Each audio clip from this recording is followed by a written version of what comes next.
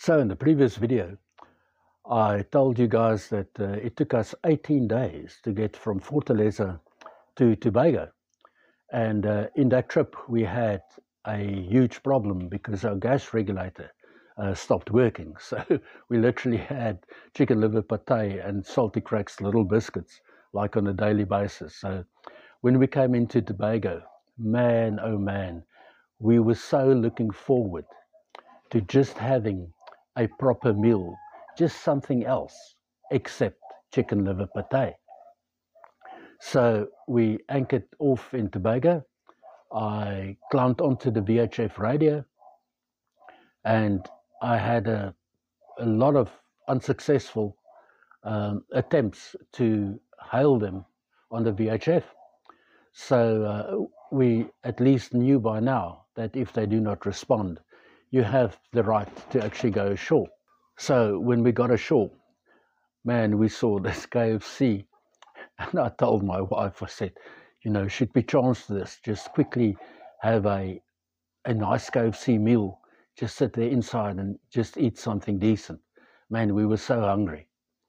And we said, yeah, let's just quickly do that. You know, what's the harm?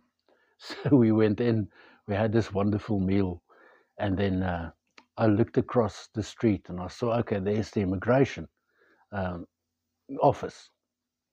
So we strolled along, and when we came in, the customs officer said, well, I now need to take you into arrest. I said, but why?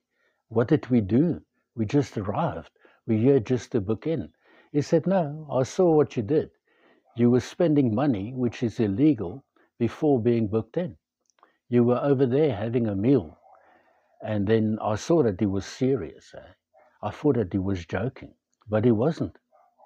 I said, man, I'm really sorry. He said, yeah, man, but it's going to be a problem, man, because you cannot do that, man, not here.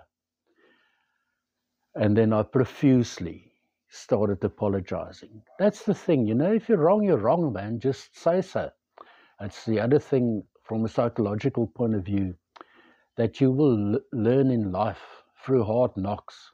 You know, if you just caught empty-handed, just give it over, man. Just say whatever it is and just remember to say why. Because very often, if people hear the why, then they are more prone to forgive.